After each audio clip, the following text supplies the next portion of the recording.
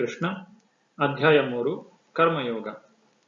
ಕಳೆದ ಅಧ್ಯಾಯದಲ್ಲಿ ಶ್ರೀಕೃಷ್ಣನು ಭಗವದ್ಗೀತೆಯ ಸಂಪೂರ್ಣ ಸಾರಾಂಶವನ್ನು ನೀಡಿದ್ದಾನೆ. ಅದರಲ್ಲಿ ಸಾಂಖ್ಯಯೋಗ, ಕರ್ಮಕಾಂಡ, ಬುದ್ಧಿಯೋಗ, ಕರ್ಮಯೋಗ ಇತ್ಯಾದಿ ವಿಚಾರಗಳನ್ನು ಶ್ರೀಕೃಷ್ಣನು ಅರ್ಜುನನಿಗೆ ತಿಳಿಸಿದ್ದಾನೆ.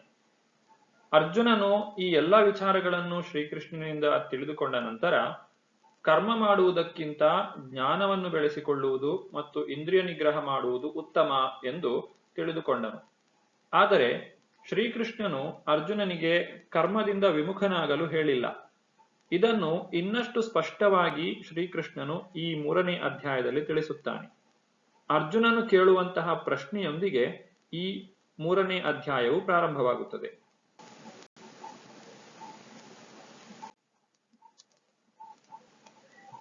ಈ ಅಧ್ಯಾಯದಲ್ಲಿ ಒಟ್ಟು 43 ಶ್ಲೋಕಗಳಿವೆ.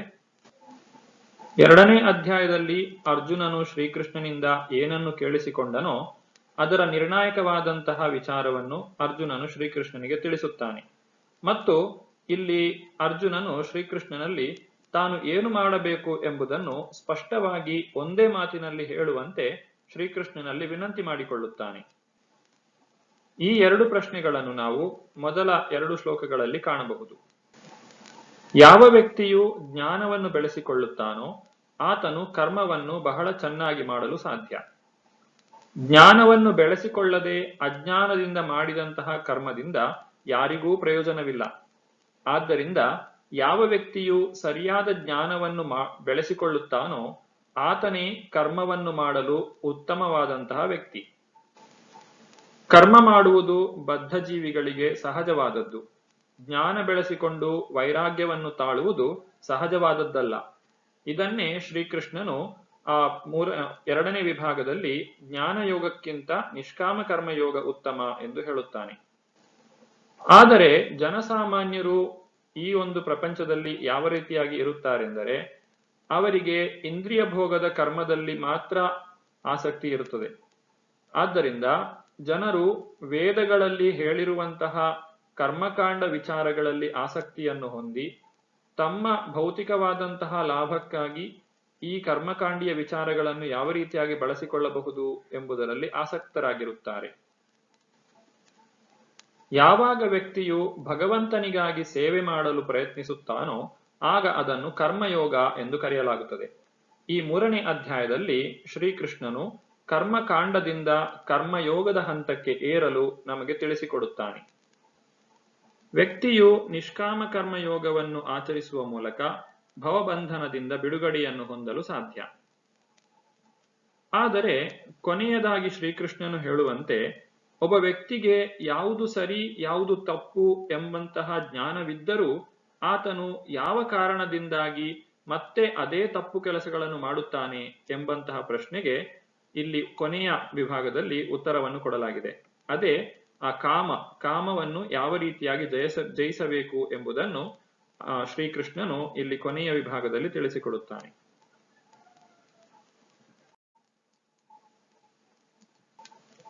ಕರ್ಮಣೈವ ಹಿ ಸಂಸಿದ್ಧಿಂ ಆಸ್ಥಿತಾ ಜನಕಾದಯಃ ಲೋಕಸಂಗ್ರಹಮೇವಾಪಿ ಸಂಪಶ್ಯನ್ ಕರ್ತುಮರ್ಹಸಿ. ಜನಕನಂತಹ ರಾಜರು ನಿಯಮಿತ ಕರ್ಮಗಳನ್ನು ಮಾಡುವುದರಿಂದಲೇ ಪರಿಪೂರ್ಣತೆಯನ್ನು ಪಡೆದರು. ಆದುದರಿಂದ ಜನಸಾಮಾನ್ಯರಿಗೆ ಶಿಕ್ಷಣ ನೀಡುವುದಕ್ಕಾಗಿ ನೀನು ನಿನ್ನ ಕೆಲಸವನ್ನು ಮಾಡಬೇಕು. ಅರ್ಜುನನು ಜ್ಞಾನ ಸಂಪಾದನೆ ಮಾಡಿದ್ದಾನೆ ಮತ್ತು ಆತನಿಗೆ ಇಂದ್ರಿಯ ನಿಗ್ರಹವೂ ಇದೆ. ಆದರೆ ಇಷ್ಟನ್ನು ಸಾಧಿಸಿದ ಮಾತ್ರಕ್ಕೆ ಆತನು ತನ್ನ ಕರ್ತವ್ಯದಿಂದ ವಿಮುಖನಾಗಲು ಅರ್ಹನಾಗಿಲ್ಲ. ಏಕೆಂದರೆ ಅರ್ಜುನನು ಈಗ ತನ್ನ ಕರ್ತವ್ಯವಾದಂತಹ ಯುದ್ಧವನ್ನು ಮಾಡದೇ ಹೋದರೆ ಆ ಯುದ್ಧದಲ್ಲಿ ಅಧರ್ಮವು ಸ್ಥಾಪನೆಯಾಗಿ, ಯುದ್ಧ ಮಾಡದೇ ಇದ್ದಾಗ ಅಧರ್ಮವು ಸ್ಥಾಪನೆಯಾಗಿ ಎಲ್ಲಾ ಜನರಿಗೂ ಕೂಡ ಸಮಸ್ಯೆ ಉಂಟಾಗುತ್ತದೆ. ಆದ್ರಿಂದ ಇಲ್ಲಿ ಅರ್ಜುನನು ಮಾಡಬೇಕಾದದ್ದು ಏನೆಂದರೆ ಶ್ರೀಕೃಷ್ಣನಿಂದ ಸರಿಯಾದಂತಹ ಜ್ಞಾನವನ್ನು ಪಡೆದು ತಾನು ಭಗವಂತನ ಇಚ್ಛೆಗೆ ಅನುಸಾರವಾಗಿ ಶ್ರೀಕೃಷ್ಣನ ಕೈಯಲ್ಲಿ ಒಂದು ನಿಮಿತ್ತ ಮಾತ್ರವಾಗಿ ತಾನು ಕರ್ಮವನ್ನ ಮಾಡಬೇಕು. ಇಲ್ಲಿ ಜನಕ ಮಹಾರಾಜನ ಉದಾಹರಣೆಯನ್ನು ಕೊಡಲಾಗಿದೆ. ಜನಕ ಮಹಾರಾಜನು ಅತ್ಯಂತ ದೊಡ್ಡ ಜ್ಞಾನಿಯಾಗಿದ್ದರೂ ಸಹ ತಾನು ಕರ್ಮವನ್ನು ಬಿಡಲಿಲ್ಲ. ಏಕೆಂದರೆ ಒಬ್ಬ ವ್ಯಕ್ತಿ ಕರ್ಮವನ್ನು ಬಿಟ್ಟಾಗ ಆತನನ್ನು ಯಾರು ಅನುಸರಿಸುತ್ತಾರೋ ಅವರೂ ಸಹ ತಾವು ಮಾಡುವಂತಹ ಕರ್ಮಗಳಿಂದ ವಿಮುಖರಾಗುತ್ತಾರೆ. ಹೀಗೆ ಜನರು ಕರ್ಮಗಳಿಂದ ವಿಮುಖರಾದಾಗ ಅಲ್ಲಿ ವರ್ಣಸಂಕರಕರವಾದಂತಹ ಪರಿಸ್ಥಿತಿಯು ಉಂಟಾಗುತ್ತದೆ. ಭಗವಾನ್ ಶ್ರೀಕೃಷ್ಣನು ಎಲ್ಲಾ ಜ್ಞಾನವನ್ನು ಹೊಂದಿದ್ದಾನೆ. ಆದರೂ ಸಹ ಕರ್ತವ್ಯ ದೃಷ್ಟಿಯಿಂದ ಆತನು ತನ್ನ ಕರ್ಮಗಳನ್ನು ಮಾಡುತ್ತಾನೆ. ನಿಜವಾಗಿ ಹೇಳಬೇಕೆಂದರೆ ಭಗವಂತನಿಗೆ ಯಾವ ಕರ್ತವ್ಯವೂ ಇಲ್ಲ. ಆದರೂ ಸಹ ಆತನು ಇತರರಿಗೆ ಮಾರ್ಗದರ್ಶನವನ್ನು ಕೊಡುವಂತಹ ಉದ್ದೇಶದಿಂದ ತಾನು ಎಲ್ಲಾ ಕರ್ಮಗಳನ್ನು ಮಾಡುತ್ತಾನೆ.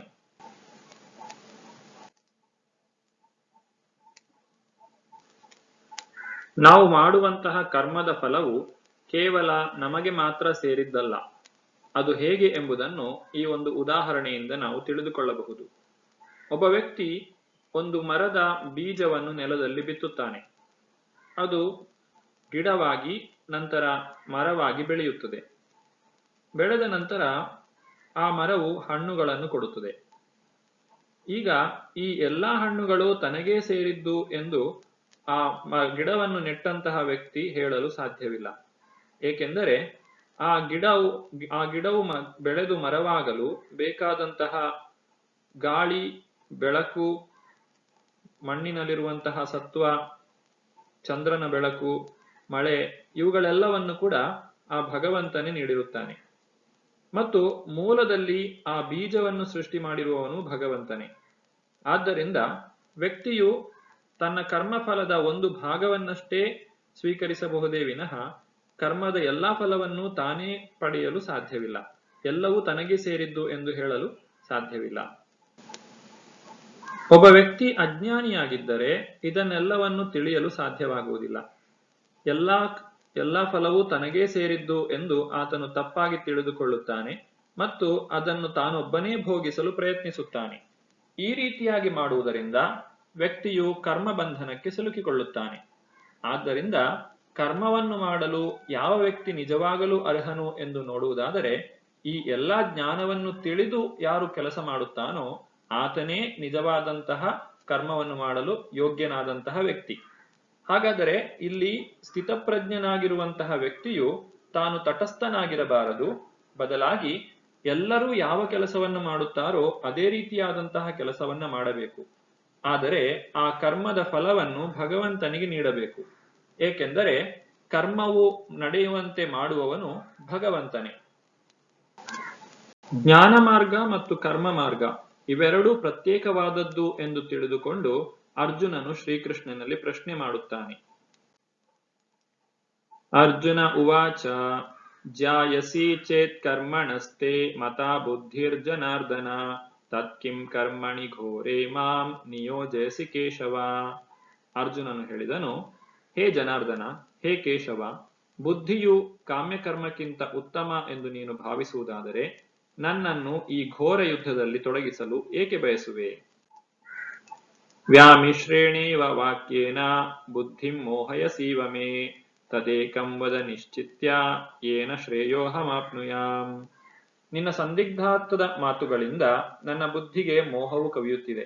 ಆದ್ದರಿಂದ ದಯವಿಟ್ಟು ನನಗೆ ಅತ್ಯಂತ ಶ್ರೇಯಸ್ಕರವಾದ ಮಾರ್ಗವನ್ನು ನಿಶ್ಚಯವಾಗಿ ತಿಳಿಸು. ಇಲ್ಲಿ ಅರ್ಜುನನು ಶ್ರೀಕೃಷ್ಣನಲ್ಲಿ ಪ್ರಾರ್ಥನೆ ಮಾಡಿಕೊಳ್ಳುತ್ತಿದ್ದಾನೆ ಮತ್ತು ಶ್ರೀಕೃಷ್ಣನು ತನ್ನ ಎಲ್ಲಾ ಅನುಮಾನಗಳನ್ನು ಪರಿಹರಿಸಲು ಸಾಧ್ಯವಿದೆ ಎಂಬಂತಹ ವಿಶ್ವಾಸ ಅರ್ಜುನನಿಗೆ ಇರುವ ಕಾರಣ ಆತನು ಶ್ರೀಕೃಷ್ಣನಲ್ಲಿ ಪ್ರಾರ್ಥನೆಯನ್ನು ಮಾಡುತ್ತಿದ್ದಾನೆ.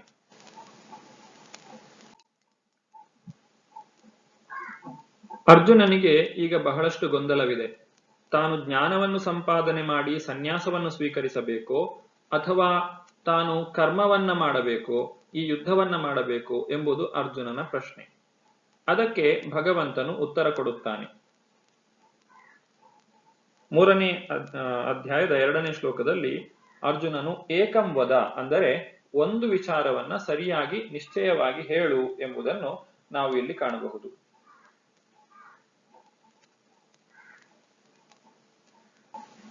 ಎರಡನೇ ಅಧ್ಯಾಯದ 11ನೇ ಶ್ಲೋಕದಿಂದ 30ನೇ ಶ್ಲೋಕದವರೆಗೆ ಶ್ರೀಕೃಷ್ಣನು ಅರ್ಜುನನಿಗೆ ಆತ್ಮಜ್ಞಾನವನ್ನು ಬೋಧಿಸಿದ್ದಾನೆ. ಅಂದರೆ ಇದು ಸಾಂಖ್ಯಯೋಗ. ನಂತರ 38ನೇ ಶ್ಲೋಕದಿಂದ 53ನೇ ಶ್ಲೋಕದವರೆಗೆ ನಿಷ್ಕಾಮ ಕರ್ಮವನ್ನ ಬೋಧಿಸಿದ್ದಾನೆ. ಸುಖ ದುಃಖೇ ಸಮೇ ಕೃತ್ವ ಲಾಭಾಲಾಭೌ ಜಯಾಜಯೋ ತಥೋ ಯುದ್ಧಾಯ ಯುಜ್ಯಸ್ವ ನೈವಂ ಪಾಪಮವಾಪ್ಸಸಿ. ಇದು ಎರಡು ವಿರುದ್ಧವಾದಂತಹ ದಾರಿಗಳು ಎಂದು ಅರ್ಜುನನು ತಿಳಿದುಕೊಂಡನು. ಆತ್ಮತತ್ವವನ್ನ ಅಂದರೆ ಆತ್ಮದ ನಿಜವಾದ ಸ್ವರೂಪವನ್ನ ತಿಳಿದುಕೊಂಡು ತಾನು ತಪಸ್ಸಿನಲ್ಲಿ ತೊಡಗಬೇಕೋ ಅಥವಾ ಸುಖ ದುಃಖಗಳನ್ನ ಸಮಾನವಾಗಿ ತೆಗೆದುಕೊಂಡು ತಾನು ಯುದ್ಧವದಲ್ಲಿ ತೊಡಗಬೇಕು? ಇದು ಅರ್ಜುನನ ಪ್ರಶ್ನೆ.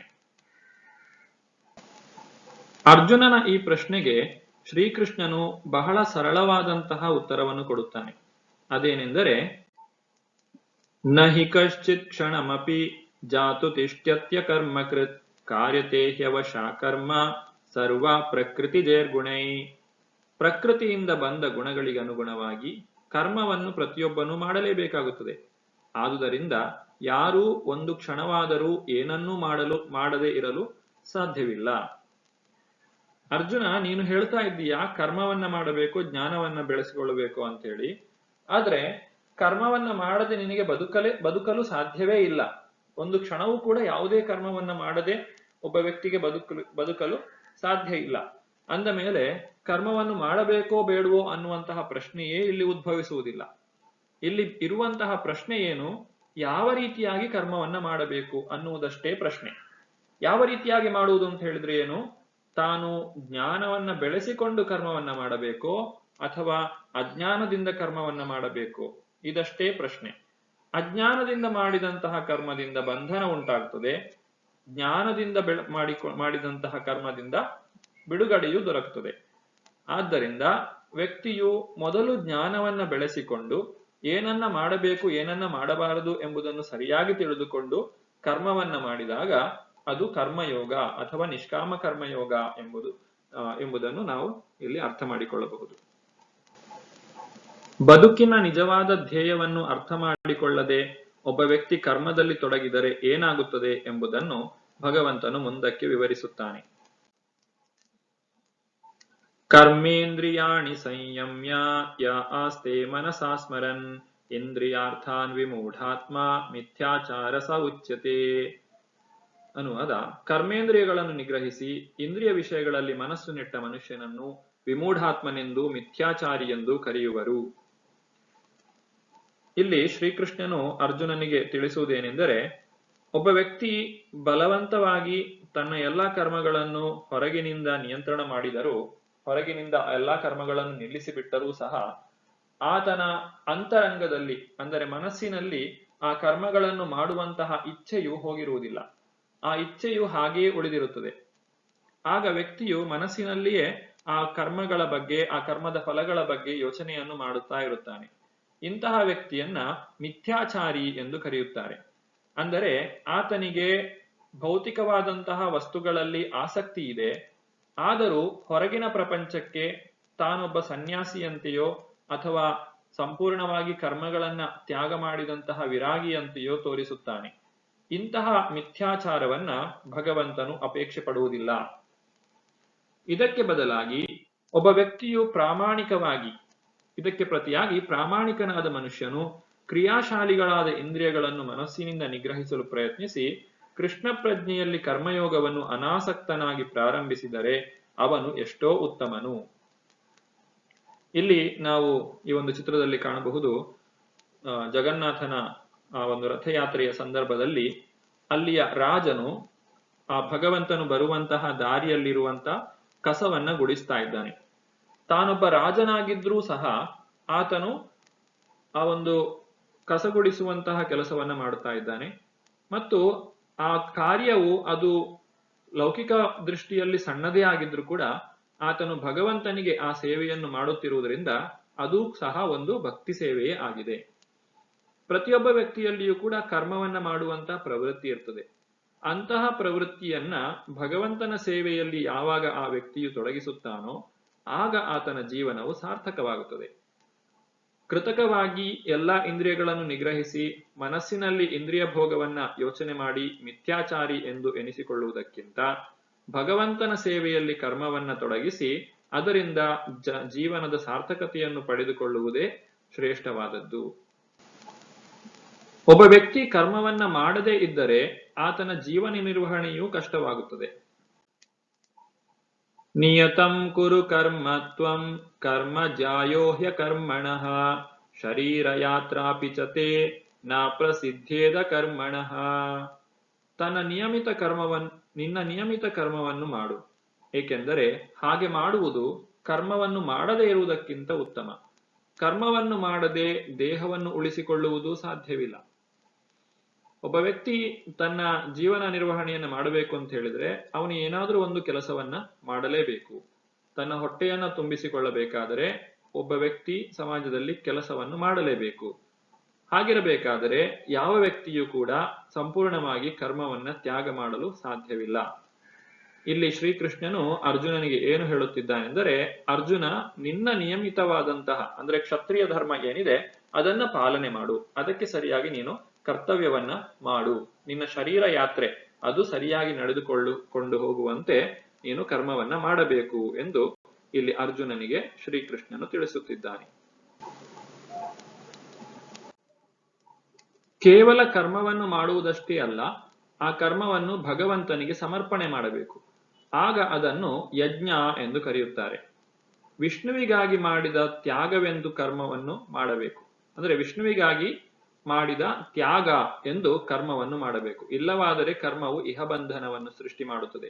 ಆದುದರಿಂದ ಕೌಂತೆಯ, ಭಗವಂತನ ತೃಪ್ತಿಗಾಗಿ ನಿನ್ನ ನಿಯತ ಕರ್ತವ್ಯಗಳನ್ನು ಮಾಡು. ಆ ರೀತಿಯಲ್ಲಿ ನೀನು ಬಂಧನದಿಂದ ಸದಾ ಮುಕ್ತನಾಗಿರುತ್ತೀಯೇ. ಇಲ್ಲಿ ನಾವು ಯುಧಿಷ್ಠಿರ ಮಹಾರಾಜನು ನಾರದ ಮುನಿಗಳಲ್ಲಿ ಪ್ರಶ್ನೆಗಳನ್ನ ಕೇಳುತ್ತಿರುವುದನ್ನು ಕಾಣಬಹುದು. ಹಾಗೆಯೇ ಆ ನಾರದ ಮುನಿಗಳು ಶ್ರೀಕೃಷ್ಣನ ಕುರಿತಾಗಿ ಯುಧಿಷ್ಠಿರ ಮಹಾರಾಜನಿಗೆ ವಿವರಣೆಯನ್ನ ಕೊಡುತ್ತಿದ್ದಾನೆ.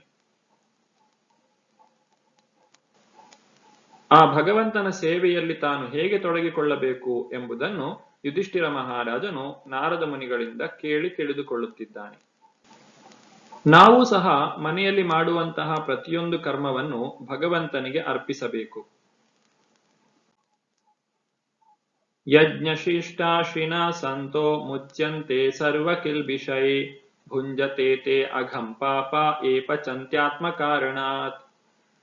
ಭಗವಂತನ ಭಕ್ತರು ಎಲ್ಲ ಬಗೆಯ ಪಾಪಗಳಿಂದಲೂ ಬಿಡುಗಡೆ ಹೊಂದುತ್ತಾರೆ, ಏಕೆಂದರೆ ಅವರು ಯಜ್ಞದ ಶೇಷವನ್ನು ಊಟ ಮಾಡುತ್ತಾರೆ. ವೈಯಕ್ತಿಕ ಸಂತೋಷಕ್ಕೋಸ್ಕರ ಪಾಕ ಮಾಡಿಕೊಳ್ಳುವವರು ಖಂಡಿತವಾಗಿಯೂ ಪಾಪವನ್ನೇ ಊಟ ಮಾಡುತ್ತಾರೆ. ನಾವು ಪ್ರತಿದಿನ ಮನೆಯಲ್ಲಿ ಅಡುಗೆ ಮಾಡುತ್ತೇವೆ. ಅಡುಗೆ ಮಾಡಿದ ನಂತರ ಅದನ್ನು ನೇರವಾಗಿ ನಾವು ಸ್ವೀಕರಿಸಿದರೆ ಆ ಒಂದು ಜೀವವನ್ನ ಅಂದ್ರೆ ನಾವು ಏನು ಸಸ್ಯಾಹಾರವನ್ನ ಉಪಯೋಗಿಸಿದ್ದೇವೆ ಅಡಿಗೆ ಮಾಡಲು, ಅದನ್ನು ಕೊಂದಂತಹ ಪಾಪವು ನಮಗೆ ಬರ್ತದೆ. ಆದ್ದರಿಂದ ಆ ಪಾಪವನ್ನ ಕಳೆದುಕೊಳ್ಳಬೇಕು ಅಂತ ಹೇಳಿದ್ರೆ ನಾವು ಆ ಆಹಾರವನ್ನ ಮೊದಲು ಭಗವಂತನಿಗೆ ಸಮರ್ಪಣೆ ಮಾಡಬೇಕು.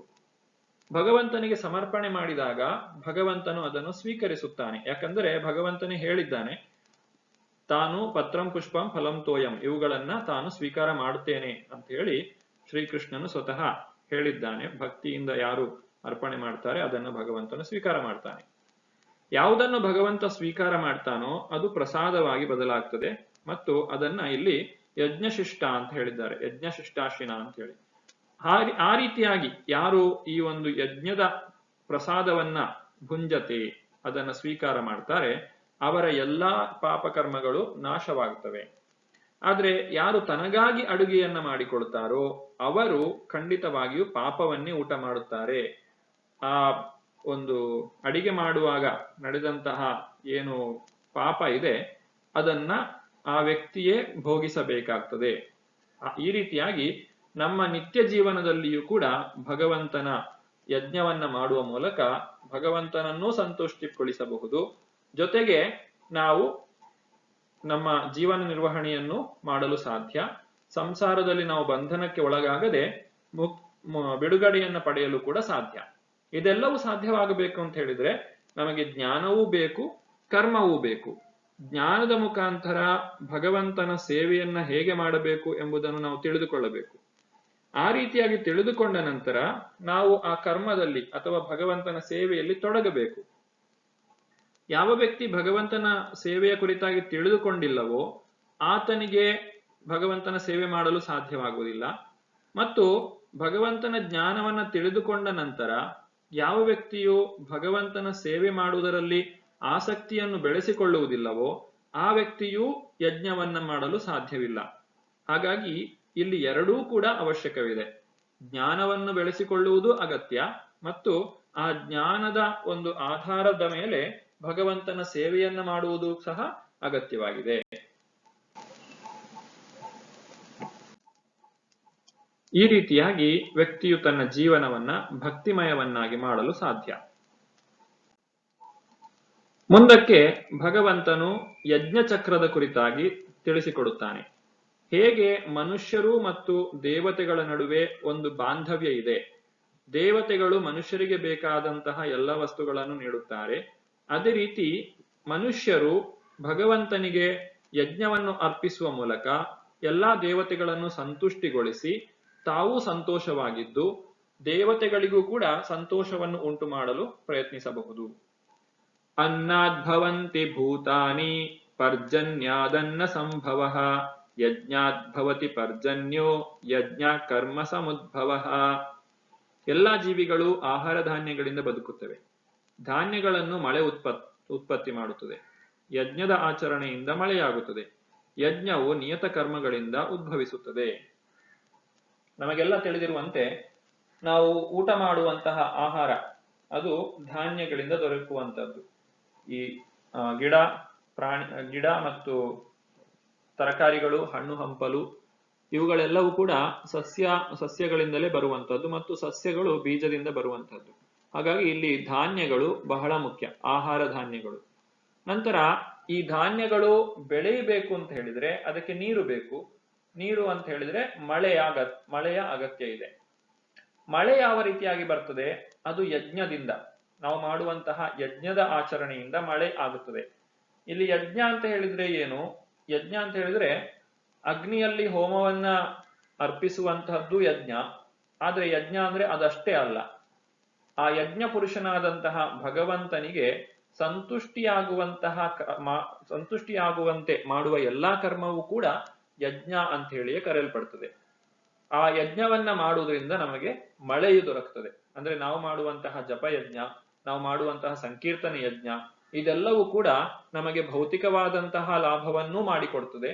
ಜೊತೆಗೆ ಆಧ್ಯಾತ್ಮಿಕ ಜೀವನದಲ್ಲಿಯೂ ನಾವು ಪ್ರಗತಿಯನ್ನು ಸಾಧಿಸಲು ನಮಗೆ ಸಹಾಯ ಮಾಡ್ತದೆ. ಈ ರೀತಿ ಯಜ್ಞವು ನಿಯಮಿತವಾದಂತಹ ಕರ್ಮಗಳಿಂದ ಉದ್ಭವವಾಗ್ತದೆ. ಯಾವ ವ್ಯಕ್ತಿ ಕರ್ಮವನ್ನ ಮಾಡುವುದಿಲ್ಲವೋ, ತಿಳಿದು ಜ್ಞಾನವನ್ನ ಬೆಳೆಸಿಕೊಂಡು ಯಾರು ಕರ್ಮವನ್ನ ಮಾಡುವುದಿಲ್ಲವೋ ಅವನು ಈ ರೀತಿಯಾದಂತಹ ಮಳೆ, ಬೆಳೆ ಇವುಗಳನ್ನು ಪಡೆಯಲು ಸಾಧ್ಯ ಆಗುವುದಿಲ್ಲ. ಹಾಗಾಗಿ ಇಲ್ಲಿ ಶ್ರೀಕೃಷ್ಣನು ಅರ್ಜುನನಿಗೆ ಕರ್ಮಯೋಗವನ್ನ ಆಚರಿಸಬೇಕು. ಕೇವಲ ಕರ್ಮವನ್ನ ಆಚರಿಸುವುದು ಅಥವಾ ವಿಕರ್ಮವನ್ನ ಆಚರಿಸುವುದು ಅಜ್ಞಾನದಿಂದ. ಯಾವ ವ್ಯಕ್ತಿ ಜ್ಞಾನವನ್ನ ಬೆಳೆಸಿಕೊಂಡಿದ್ದಾನೋ ಆತನು ಮಾತ್ರ ಕರ್ಮಯೋಗವನ್ನ ಆಚರಿಸಲು ಸಾಧ್ಯವಾಗ್ತದೆ. ಕರ್ಮ ಬ್ರಹ್ಮೋದ್ಭವಂ ವಿದ್ಧಿ ಬ್ರಹ್ಮಾಕ್ಷರ ಸಮುದ್ಭವಂ ತಸ್ಮಾತ್ ಸರ್ವಗತಂ ಬ್ರಹ್ಮ ನಿತ್ಯಂ ಯಜ್ಞೇ ಪ್ರತಿಷ್ಠಿತಂ. ವೇದಗಳಲ್ಲಿ ನಿಯಂತ್ರಿತವಾದ ಕರ್ಮಗಳನ್ನು ವಿಧಿಸಿದೆ. ವೇದಗಳು ದೇವೋತ್ತಮ ಪರಮಪುರುಷನಿಂದ ನೇರವಾಗಿ ವ್ಯಕ್ತವಾಗಿವೆ. ಆದ್ದರಿಂದ ಸರ್ವಾಂತರ್ಯಾಮಿ ಪರಬ್ರಹ್ಮನು ನಿತ್ಯವಾಗಿ ಯಜ್ಞ ಕರ್ಮಗಳಲ್ಲಿ ಪ್ರತಿಷ್ಠಿತನಾಗಿರುತ್ತಾನೆ. ಈಗ ಹಿಂದಿನ ಶ್ಲೋಕದಲ್ಲಿ ಹೇಳಿದ ಹಾಗೆ ಕರ್ಮವನ್ನ ಮಾಡಲೇಬೇಕು. ಆದರೆ ಯಾವ ರೀತಿಯಾಗಿ ಕರ್ಮವನ್ನ ಮಾಡಬೇಕು ಅನ್ನುವುದನ್ನ ನಾವು ವೇದಗಳಿಂದ ತಿಳಿದುಕೊಳ್ಳಬೇಕು. ವೇದಗಳಲ್ಲಿ ನಿಯಂತ್ರಿತವಾದ ಕರ್ಮಗಳನ್ನು ವಿಧಿಸಿದೆ. ಏನನ್ನ ಮಾಡಬೇಕು, ಏನನ್ನ ಮಾಡಬಾರದು ಅನ್ನುವುದು ಇರುವಂತಹದ್ದು ವೇದಗಳಲ್ಲಿ. ಈಗ ಒಬ್ಬ ವ್ಯಕ್ತಿ ವಿಕರ್ಮಿಯಾಗಿದ್ರೆ, ತಾನು ಮಾಡಬಾರದನ್ನ ಮಾಡ್ತಾ ಇದ್ರೆ ಅದು ತಪ್ಪು ಅಂತ ಹೇಳಿ ನಾವು ತಿಳಿಸಬೇಕು ಅಂತ ಹೇಳಿದ್ರೆ ಅದಕ್ಕೆ ಆಧಾರ ವೇದಗಳಾಗಿವೆ. ವೇದಗಳು ಅಂತ ಹೇಳಿದ್ರೆ ಈ ಸೃಷ್ಟಿಯ ಆರಂಭದಿಂದಲೇ ಬಂದಿರುವಂತಹವು.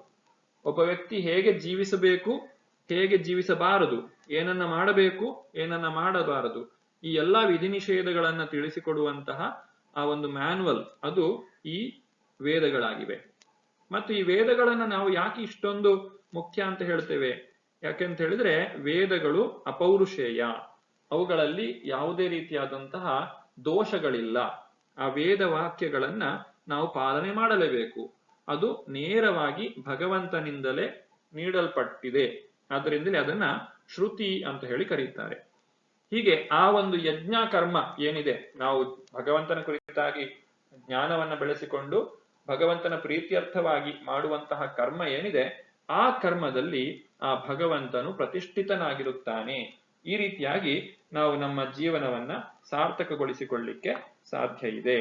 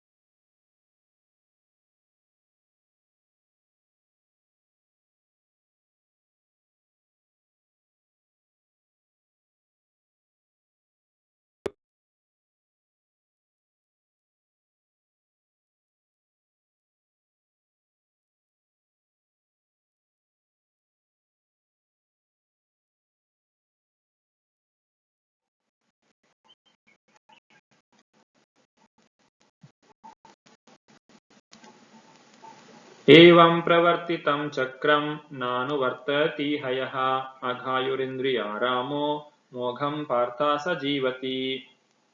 ಅರ್ಜುನ, ವೇದಗಳು ಪ್ರವರ್ತಿಸಿದ ಈ ಯಜ್ಞಚಕ್ರವನ್ನು ಯಾರು ಮಾನವ ಜೀವನದಲ್ಲಿ ಅನುಸರಿಸುವುದಿಲ್ಲವೋ ಅವರದು ನಿಶ್ಚಯವಾಗಿಯೂ ಪಾಪವೇ ತುಂಬಿದ ಬದುಕು. ಇಂದ್ರಿಯಗಳ ತೃಪ್ತಿಗಾಗಿಯೇ ಬದುಕುವ ಇಂತಹ ಮನುಷ್ಯನ ಬದುಕು ವ್ಯರ್ಥ. ಇಲ್ಲಿ ನಾವು ಏನು ಅರ್ಥ ಮಾಡಿಕೊಳ್ಬಹುದು?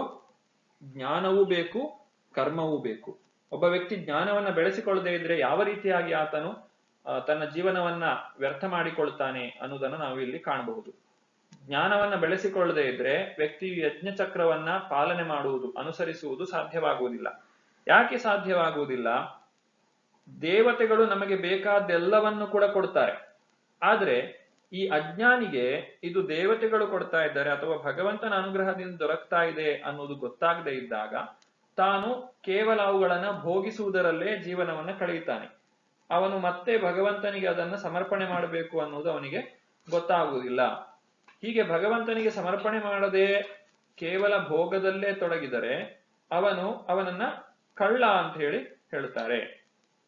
ಈ ರೀತಿ ಆ ಜೀವನದಲ್ಲಿ ವ್ಯಕ್ತಿಯು ತನ್ನ ಒಂದು ಕರ್ಮಬಂಧನದಲ್ಲಿ ಸಿಲುಕಿಕೊಳ್ಳುತ್ತಾನೆ. ಇಷ್ಟಾನ್ ಭೋಗಾನ್ ಹೀವೋ ದೇವ ದಾಸ್ಯಂತೆ ಯಜ್ಞಭಾವಿತ ತೈರ್ದತ್ತಾನ ಪ್ರದಾಯೇಭ್ಯೋ ಯೋ ಭುಂಕ್ತೆ ಸ್ಥೇನ ಏವ ಸಹ.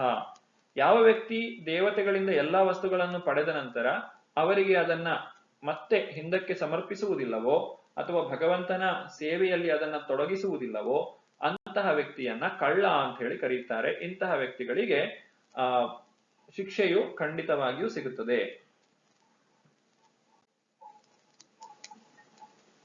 ಇಲ್ಲಿ ನಾವು ಯಜ್ಞಚಕ್ರವನ್ನ ಕಾಣಬಹುದು. ಮೂಲದಲ್ಲಿ ನಾವಾಗ್ಲೇ ಹೇಳಿದ ಹಾಗೆ ಅನ್ನದ್ಭವಂತಿ ಭೂತಾನಿ. ಈ ಬೆಳೆ ಏನಿದೆ ಇದು ಇಲ್ಲಿ ಆಹಾರವನ್ನ ಸಿದ್ಧಪಡಿಸಿರುವುದು ನಾವು ಕಾಣ್ತೇವೆ.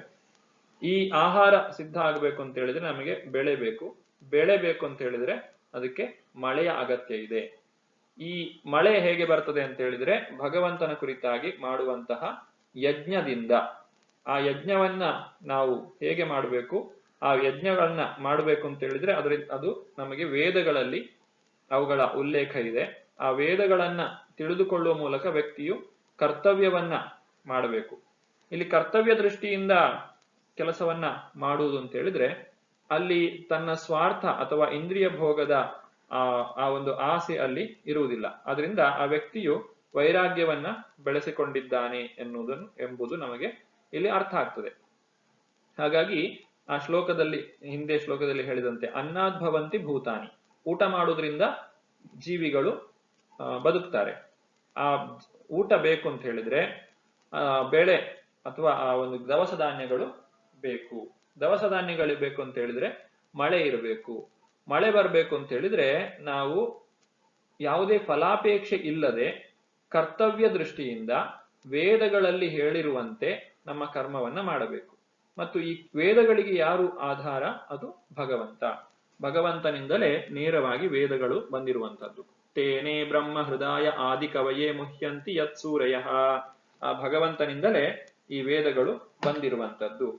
ಹೀಗೆ ವ್ಯಕ್ತಿಯು ಯಜ್ಞಾಚರಣೆಯನ್ನ ಮಾಡುವ ಮೂಲಕ ತನ್ನ ಜೀವನವನ್ನ ಸಾರ್ಥಕಗೊಳಿಸಿಕೊಳ್ಳಿಕ್ಕೆ ಸಾಧ್ಯ ಇದೆ ಅನ್ನುವಂಥದ್ದು ಈ ಒಂದು 3ನೇ ಅಧ್ಯಾಯದ ಅಥವಾ ಕರ್ಮಯೋಗದ ಸಾರಾಂಶ. ಇಲ್ಲಿ ಕರ್ಮವನ್ನ ಪ್ರತಿಯೊಬ್ಬರು ಮಾಡಲೇಬೇಕು, ಅದನ್ನ ಸರಿಯಾಗಿ ತಿಳಿದು ಜ್ಞಾನವನ್ನ ಬೆಳೆಸಿಕೊಂಡು ಮಾಡಬೇಕು ಅನ್ನುವುದು ಶ್ರೀಕೃಷ್ಣನು ಅರ್ಜುನನಿಗೆ ತಿಳಿಸುವಂತಹ ವಿಚಾರ. ಈಗ ಯಜ್ಞವನ್ನ ಮಾಡಬೇಕು ಅಂತ ಹೇಳಿದ್ರೆ ಯಾವ ರೀತಿಯಾದಂತಹ ಯಜ್ಞ ಮಾಡಬೇಕು? ಎಲ್ಲಾ ಯಜ್ಞಗಳನ್ನ ಮಾಡಲಿಕ್ಕೆ ಸಾಧ್ಯ ಆಗುದಿಲ್ಲ, ಅಥವಾ ದ್ರವ್ಯ ಯಜ್ಞವನ್ನ ಮಾಡುವುದು ನಮಗೆ ಸಾಧ್ಯ ಇಲ್ಲ. ದ್ರವ್ಯ ಯಜ್ಞ ಅಂತ ಹೇಳಿದ್ರೆ ಅಗ್ನಿಯಲ್ಲಿ ಆ ತುಪ್ಪವನ್ನ ಹೋಮವಾಗಿ ಕೊಡುವಂತಹದ್ದು, ಇದು ನಮಗೆ ಸಾಧ್ಯ ಇಲ್ಲ. ಹಾಗಾದ್ರೆ ನಮಗೆಲ್ಲರಿಗೂ ಸಾಧ್ಯವಾಗುವಂತಹ ಯಜ್ಞ ಯಾವುದು? ಅದು ಸಂಕೀರ್ತನ ಯಜ್ಞ. ಯಜ್ಞೈ ಸಂಕೀರ್ತನ ಪ್ರಾಯೈ ಯಜಂತೀಹಿ ಸುಮೇಧಸಃ. ಶ್ರೀ ಚೈತನ್ಯ ಮಹಾಪ್ರಭುಗಳು 500 ವರ್ಷಗಳ ಹಿಂದೆ ಉದ್ಘಾಟನೆ ಮಾಡಿರುವಂತಹ ಈ ಹರೇ ಕೃಷ್ಣ ಮಹಾಮಂತ್ರ, ಇದು ಕಲಿಯುಗಕ್ಕೆ ಪ್ರಮುಖವಾಗಿ ಹೇಳಿರುವಂತಹ ಯಜ್ಞ. ಅದರ ಅರ್ಥ ಹಿಂದಿನ ಯುಗದಲ್ಲಿ ಸಂಕೀರ್ತನ ಯಜ್ಞ ಇಲ್ಲ ಅಂತ ಹೇಳಿ ಅಲ್ಲ, ಆದ್ರೆ ಈ ಕಲಿಯುಗಕ್ಕೆ ಶ್ರೀ ಚೈತನ್ಯ ಮಹಾಪ್ರಭುಗಳು ಇದನ್ನ ಬಹಳಷ್ಟು ಪ್ರಚಾರ ಮಾಡಿದ್ದಾರೆ ಮತ್ತು ಪ್ರತಿಯೊಬ್ಬರಿಗೂ ಇದು ಸ್ವೀಕಾರ ಮಾಡಲಿಕ್ಕೆ ಸಹಾಯವಾಗ್ತದೆ, ಸುಲಭವಾಗ್ತದೆ. ಜಯ ಶ್ರೀಕೃಷ್ಣ ಚೈತನ್ಯ ಪ್ರಭು ನಿತ್ಯಾನಂದ ಶ್ರೀ ಅದ್ವೈತ ಗದಾಧರ ಶ್ರೀವಾಸಾದಿ ಗೌರ ಭಕ್ತವೃಂದ, ಇದು ಪಂಚತತ್ವ ಮಂತ್ರ. ಮತ್ತು ಹರೇ ಕೃಷ್ಣ ಕೃಷ್ಣ ಕೃಷ್ಣ ಹರೇ ಹರೇ, ಹರೇ ರಾಮ ರಾಮ ರಾಮ ಹರೇ ಹರೇ, ಈ 16 ಶಬ್ದಗಳು ಏನಿದೆ, ಇತಿ ಷೋಡಶಕ ನಾಂ ಕಲಿಕಲ್ಮಶ ನಾಶನಂ, ಕಲಿಯ ಕಲ್ಮಶವನ್ನ ನಾಶ ಮಾಡುವಂತಹ ಶಕ್ತಿಯನ್ನು ಹೊಂದಿದೆ. ನಾಥಪರತರೋಪಾಯ ಸರ್ವವೇದೇಶು ದೃಶ್ಯತೆ, ನಾವು ಎಲ್ಲಾ ವೇದಗಳನ್ನು ಹುಡುಕಿದ್ರು ಕೂಡ ಇದಕ್ಕಿಂತ ಸುಲಭವಾದಂತಹ ಉಪಾಯವು ನಮಗೆ ಇನ್ನೊಂದು ಸಿಗ್ಲಿಕ್ಕೆ ಸಾಧ್ಯ ಇಲ್ಲ. ಹಾಗಾಗಿ ನಾವು ಸಂಕೀರ್ತನ ಯಜ್ಞವನ್ನ ಮಾಡಬೇಕು ಮತ್ತು ಜಪ ಯಜ್ಞವನ್ನು ಮಾಡಬೇಕು. ಯಜ್ಞಾನಂ ಜಪ ಯಜ್ಞೋಸ್ಮಿ, ಇದೇ ಮಂತ್ರವನ್ನ ನಾವು ನಮಗೆ ಮಾತ್ರ ಕೇಳುವಂತೆ ಹೇಳಿದ್ರೆ ಅದನ್ನ ಜಪಯಜ್ಞ ಅಂತ ಹೇಳ್ತೇವೆ, ಮತ್ತು ಎಲ್ಲರೂ ಜೊತೆಯಾಗಿ ಹೇಳುವುದರಿಂದ ಅದನ್ನ ಸಂಕೀರ್ತನ ಯಜ್ಞ ಅಂತ ಹೇಳಿ ಕರೆಯುತ್ತೇವೆ. ಹೀಗೆ ಕರ್ಮವನ್ನ ಹೇಗೆ ಮಾಡಬೇಕು? ಕರ್ಮಫಲದಲ್ಲಿ ಆಸಕ್ತಿ ಇಲ್ಲದೆ ಕರ್ತವ್ಯವೆಂದು ಕರ್ಮವನ್ನ ಮಾಡಬೇಕು. ಅನಾಸಕ್ತ ಕರ್ಮದಿಂದ ಮನುಷ್ಯನು ಪರಮಪ್ರಭುವನ್ನು ಹೊಂದಬಹುದು, ಅಥವಾ ಆ ಭಗವಂತನ ಪ್ರೀತಿಗೆ ನಾವು ಪಾತ್ರರಾಗಬಹುದು. ಇದಕ್ಕೆ ಒಂದು ಉತ್ತಮವಾದಂತಹ ಉದಾಹರಣೆ ಅಂತ ಹೇಳಿದ್ರೆ ಜನಕ ಮಹಾರಾಜ. ಜನಕ ಮಹಾರಾಜ ಬಹಳ ದೊಡ್ಡ ಜ್ಞಾನಿಯಾಗಿದ್ದ, ಆದರೂ ಸಹ ಆತನು ಕರ್ಮಗಳನ್ನ ಮಾಡುವುದನ್ನು ಬಿಡಲಿಲ್ಲ. ಕರ್ಮಣೈವ ಹಿ ಸಂಸಿದ್ಧಿಂ ಆಸ್ಥಿತಾ ಜನಕಾದಯ ಲೋಕಸಂಗ್ರಹಮೇವಾಪಿ ಸಂಪಶ್ಯನ್ ಕರ್ತುಮರ್ಹಸಿ. ಜನಕನಂತಹ ರಾಜರು ನಿಯಮಿತ ಕರ್ಮಗಳನ್ನು ಮಾಡುವುದರಿಂದಲೇ ಪರಿಪೂರ್ಣತೆಯನ್ನು ಪಡೆದರು. ಆದ್ದರಿಂದ ಜನಸಾಮಾನ್ಯರಿಗೆ ಶಿಕ್ಷಣ ನೀಡುವುದಕ್ಕಾಗಿ ನೀನು ನಿನ್ನ ಕೆಲಸವನ್ನು ಮಾಡಬೇಕು ಎಂದು ಅರ್ಜುನನಿಗೆ ಶ್ರೀಕೃಷ್ಣನು ತಿಳಿಸ್ತಾ ಇದ್ದಾನೆ. ಅರ್ಜುನನು ಒಬ್ಬ ಸಾಮಾನ್ಯ ವ್ಯಕ್ತಿಯಲ್ಲ. ಒಬ್ಬ ಸಾಮಾನ್ಯ ವ್ಯಕ್ತಿ ತಾನು ಯಾವುದೋ ಒಂದು ಅಜ್ಞಾನದಲ್ಲಿ ಕೆಲಸವನ್ನ ಮಾಡಿದ್ರೂ ಸಹ ಅದರಿಂದ ಸಮಾಜದಲ್ಲಿ ಅಷ್ಟೊಂದು ಸಮಸ್ಯೆಗಳು ಉಂಟಾಗುವುದಿಲ್ಲ. ಆದರೆ ಅರ್ಜುನನು ಒಬ್ಬ ನಾಯಕ, ಆತನನ್ನು ಅನುಸರಿಸುವವರು ಬಹಳಷ್ಟು ಜನ ಇದ್ದಾರೆ. ಆದ್ರಿಂದ ಅರ್ಜುನನು ತಪ್ಪನ್ನ ಮಾಡಿದ್ರೆ ಅದನ್ನ ಇತರ ಎಲ್ಲರೂ ಕೂಡ ಪಾಲನೆ ಮಾಡ್ತಾರೆ. ಯದ್ಯದ್ ಆಚರತಿ ಶ್ರೇಷ್ಠ ತದ್ದೇವೇತರೋ ಜನಃ ಸಯತ್ ಪ್ರಮಾಣಂ ಕುರುತೆ ಲೋಕಸ್ತದನುವರ್ತತೆ. ಶ್ರೇಷ್ಠನಾದವನು ಹೇಗೆ ನಡೆದರೆ ಹಾಗೆ ಸಾಮಾನ್ಯ ಜನರು ಅನುಸರಿಸುತ್ತಾರೆ. ಮೇಲ್ಪಂಕ್ತಿಯಾದ ತನ್ನ ಕಾರ್ಯಗಳಿಂದ ಆತನು ಯಾವುದನ್ನು ಪ್ರಮಾಣವನ್ನಾಗಿ ಮಾಡುತ್ತಾನೋ ಅದನ್ನೇ ಲೋಕವು ಅನುಸರಿಸುತ್ತದೆ. ಇಲ್ಲಿ ಒಬ್ಬ ನಾಯಕನಾದಂತಹ ವ್ಯಕ್ತಿಯ ಕರ್ತವ್ಯ ಏನು ಅನ್ನೋದು ನಮಗೆ ತಿಳಿಯುತ್ತದೆ. ಒಬ್ಬ ತಂದೆ ಅಥವಾ ತಾಯಿ ಅಥವಾ ಗುರು ಅಥವಾ ಸಮಾಜದ ಒಬ್ಬ ಮುಖಂಡ, ಒಬ್ಬ ಶಿಕ್ಷಕ, ಇಂತಹವರಿಗೆ ಜವಾಬ್ದಾರಿಯು ಹೆಚ್ಚಾಗಿರ್ತದೆ. ಯಾಕಂದ್ರೆ ಇವರನ್ನ ಅನುಸರಿಸುವವರು ಆ ಒಬ್ಬ ನಾಯಕನ ಒಂದು ತಪ್ಪು ನಿರ್ಧಾರದಿಂದ ಅಥವಾ ತಪ್ಪಾದಂತಹ ಕಾರ್ಯದಿಂದ ಅವರೆಲ್ಲರೂ ದಾರಿ ತಪ್ಪುವಂತಹ ಒಂದು ಸಂದರ್ಭ ಬರ್ತದೆ. ಆದ್ದರಿಂದಲೇ ಇವರು ಎಲ್ಲರೂ ಕೂಡ ಜವಾಬ್ದಾರಿಯಿಂದ ಕೆಲಸ ಮಾಡಬೇಕು ಅಂತ ಹೇಳಿ ಇಲ್ಲಿ ಶ್ರೀಕೃಷ್ಣನು ಹೇಳುವಂತದ್ದು.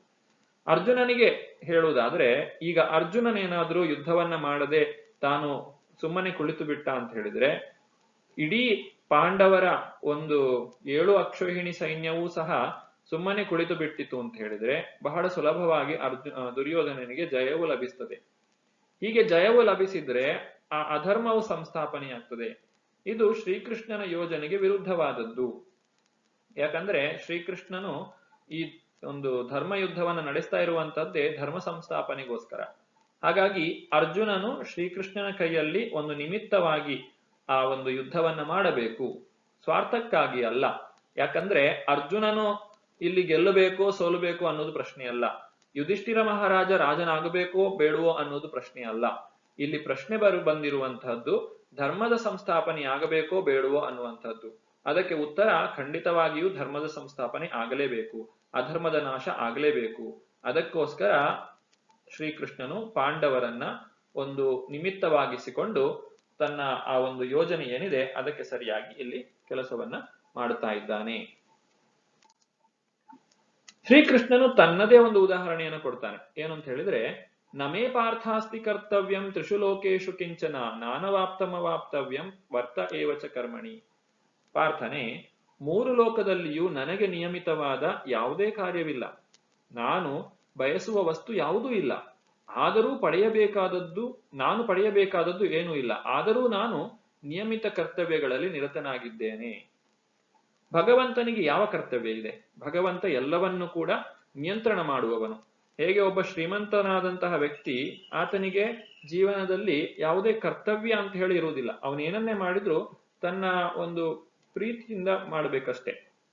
ನತಸ್ಯ ಕಾರ್ಯಂ ಕರ್ಣಂ ಚ ವಿದ್ಯತೆ ನತಸ್ಯ ಸಮ ಅಧಿಕಷ್ಟ ದೃಶ್ಯತೆ ಪರಾಸಿ ಶಕ್ತಿರ್ ವಿವಿಧೈವ ಶ್ರೂಯತೆ ಸ್ವಾಭಾವಿಕಿ ಜ್ಞಾನ ಬಲ ಕ್ರಿಯಾಚ. ಆ ಭಗವಂತನಿಗಿಂತ ಸಮನಾದವರು ಯಾರು ಇಲ್ಲ, ಅವನಿಗಿಂತ ಹೆಚ್ಚಿನ ಶಕ್ತಿವಂತರು ಯಾರೂ ಇಲ್ಲ. ಆ ಭಗವಂತನ ಒಂದು ಶಕ್ತಿ ಎಷ್ಟೊಂದು ಪರಿಪೂರ್ಣವಾಗಿದೆ ಅಂತ ಹೇಳಿದ್ರೆ ಎಲ್ಲವೂ ಕೂಡ ಸ್ವಾಭಾವಿಕವಾಗಿ ನಡೆದುಕೊಂಡು ಹೋಗ್ತಾ ಇರ್ತದೆ. ಅಂತಹ ಭಗವಂತನೂ ಸಹ ತನ್ನ ಭಕ್ತರ ಮುಂದೆ ಕೆಲವೊಂದು ಕರ್ಮಗಳನ್ನ ಅಥವಾ ಕಾರ್ಯಗಳನ್ನ ಅಥವಾ ಆ ಭಗವಂತನು ಲೀಲೆಗಳನ್ನ ಮಾಡಿ ತೋರಿಸ್ತಾನೆ. ಇಲ್ಲಿ ಚಿತ್ರದಲ್ಲಿ ನಾವು ಕಾಣಬಹುದು, ಯಾವಾಗ ನಂದ ಮಹಾರಾಜ ತನ್ನ ಒಂದು ಚಪ್ಪಲಿಯನ್ನ ತೆಗೆದುಕೊಂಡು ಬಾ ಅಂತ ಹೇಳಿದಾಗ ಶ್ರೀಕೃಷ್ಣನು ಅದನ್ನು ತನ್ನ ತಲೆಯ ಮೇಲೆ ಹೊತ್ತುಕೊಂಡು ಬರ್ತಾನೆ. ಆಗ ನಂದ ಮಹಾರಾಜ ಯಶೋದೆ ಬಹಳ ಪ್ರೀತಿಯಿಂದ ತಮ್ಮ ಮಗನತ್ತ ನೋಡ್ತಾರೆ. ಹೀಗೆ ಶ್ರೀಕೃಷ್ಣನಿಗೆ ಅದೇನು ಕರ್ತವ್ಯ ಅಲ್ಲ, ತಾನು ಮಾಡಲೇಬೇಕು ಅಂತಾನೂ ಇಲ್ಲ. ಈ ಒಂದು ಸಂದರ್ಭದಲ್ಲಿಯೂ ಕೂಡ ಶ್ರೀಕೃಷ್ಣನು ಅರ್ಜುನನಿಗೆ ಭಗವದ್ಗೀತೆಯನ್ನು ಬೋಧಿಸ್ತಾ ಇದ್ದಾನೆ. ಆದ್ರೆ ಅದೇನು ಭಗವಂತನ ಕರ್ತವ್ಯವಲ್ಲ, ಭಗವಂತ ಸ್ವ ಇಚ್ಛೆಯಿಂದ ಪ್ರೀತಿಯಿಂದ ಇದನ್ನು ಬೋಧಿಸ್ತಾ ಇದ್ದಾನೆ ಅಷ್ಟೇ. ನಾವು ಭಗವಂತನ ಭಕ್ತಿಯನ್ನ ಮಾಡಿದಾಗ್ಲೂ ಸಹ ಆ ಭಕ್ತಿಗೆ ಭಗವಂತ ಒಲಿಯಲೇಬೇಕು, ಭಗವಂತ ನಮಗೆ ಅನುಗ್ರಹ ಮಾಡಲೇಬೇಕು ಎನ್ನುವಂತಹ ಯಾವುದೇ ಒಂದು ನಿಯಮ ಇಲ್ಲ.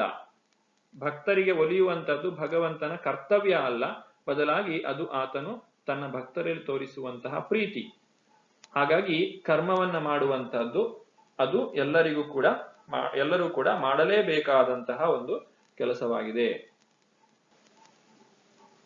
ಇಷ್ಟನ್ನೆಲ್ಲ ಕೇಳಿಸಿಕೊಂಡಂತಹ ಅರ್ಜುನನು ಶ್ರೀಕೃಷ್ಣನಲ್ಲಿ ಇನ್ನೊಂದು ಪ್ರಶ್ನೆಯನ್ನ ಕೇಳ್ತಾನೆ.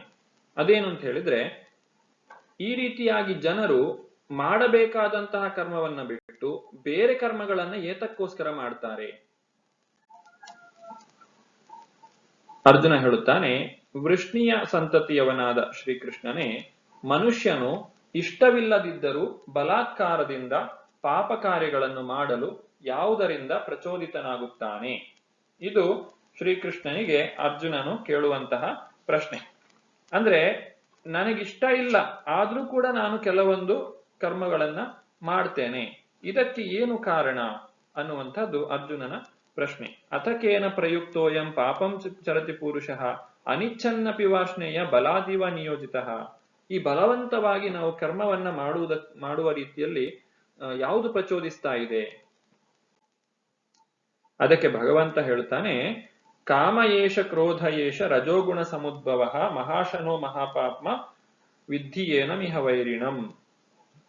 ದೇವೋತ್ತಮ ಪರಮಪುರುಷನು ಹೇಳಿದನು, ಅರ್ಜುನ, ರಜೋಗುಣದಿಂದ ಸಂಪರ್ಕದಿಂದ ಹುಟ್ಟಿ ಅನಂತರ ಕ್ರೋಧವಾಗಿ ಮಾರ್ಪಡುವ ಕಾಮವೇ ಇದಕ್ಕೆ ಕಾರಣ. ಇದು ಎಲ್ಲವನ್ನು ನುಂಗಿ ಹಾಕುವ ಈ ಜಗತ್ತಿನ ಪಾಪಪೂರಿತ ಶತ್ರು. ನಾವೆಲ್ಲರೂ ಮೂರು ಗುಣಗಳಿಂದ ನಿಯಂತ್ರಿಸಲ್ಪಡ್ತಾ ಇದ್ದೇವೆ. ನಾವು ಈ ಚಿತ್ರದಲ್ಲಿ ಕಾಣಬಹುದು, ಈ ಹಳದಿ ಬಣ್ಣದ ಬಟ್ಟೆಯನ್ನು ಹಾಕಿರುವಂತಹ ದೇವತೆ ಆ ಒಂದು ಸತ್ವಗುಣವನ್ನ, ಕೆಂಪು ಬಟ್ಟೆಯನ್ನು ಹಾಕಿರುವ ದೇವತೆ ರಜೋಗುಣವನ್ನ, ಮತ್ತು ಈ ನೀಲಿ ಬಣ್ಣವನ್ನ ಧರಿಸಿರುವಂತಹ ದೇವತೆ ಆ ಒಂದು ತಮೋಗುಣವನ್ನ ಪ್ರತಿನಿಧಿಸ್ತಾರೆ. ಹೀಗೆ ಮೂರು ಗುಣಗಳಿಂದ ನಾವು ನಿಯಂತ್ರಿಸಲ್ಪಟ್ಟಿದ್ದೇವೆ. ಈ 3 ಗುಣಗಳು ನಮ್ಮಿಂದ ಬೇರೆ ಬೇರೆ ಕರ್ಮಗಳನ್ನ ಮಾಡಿಸ್ತವೆ. ಹಾಗೆ ರಜೋಗುಣದಿಂದ ಉತ್ಪತ್ತಿಯಾದಂತಹ ಕಾಮ ಏನಿದೆ, ಅದರಿಂದಾಗಿ ನಾವು ಮಾಡಬೇಕಾದಂತಹ ಕರ್ಮವನ್ನ ಬಿಟ್ಟು ಬೇರೆ ಕೆಟ್ಟ ಕೆಲಸಗಳನ್ನು ಕೂಡ ಮಾಡುವಂತೆ ಆಗ್ತದೆ. ಇದು ಯಾವ ರೀತಿಯಾಗಿ 3 ಗುಣಗಳು ನಮ್ಮನ್ನ ನಿಯಂತ್ರಿಸ್ತವೆ ಅನ್ನುವುದು ಇದೇ ಅಧ್ಯಾಯದ 27ನೇ ಶ್ಲೋಕದಲ್ಲಿ ನಾವು ಕಾಣಬಹುದು. ಪ್ರಕೃತೆ ಕ್ರಿಯಮಾಣಾನಿ ಗುಣೈಕರ್ಮಾಣಿ ಸರ್ವಶಃ ಅಹಂಕಾರ ವಿಮೂಢಾತ್ಮ ಕರ್ತಾಹಂ ಇತಿ ಮನ್ಯತೆ. ಅಹಂಕಾರದಿಂದ ಕೂಡಿದಂತ ವ್ಯಕ್ತಿ ನಾನೇ ಕರ್ಮವನ್ನ ಮಾಡ್ತಾ ಇದ್ದೇನೆ ಅಂದ್ಕೊಳ್ತಾನೆ. ಆದ್ರೆ ನಿಜವಾಗಿ ಕರ್ಮವನ್ನ ಮಾಡುವುದು ಭೌತಿಕವಾದಂತಹ ಪ್ರಕೃತಿಯಾಗಿದೆ.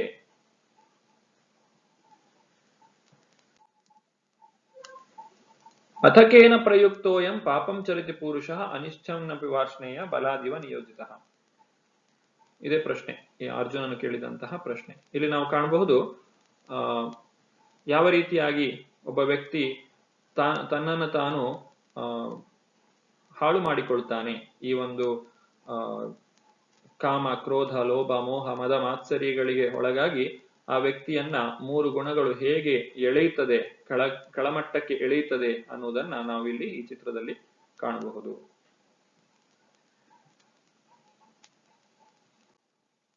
ಇದು ಭಗವಂತನು ಕೊಟ್ಟಂತಹ ಉತ್ತರ.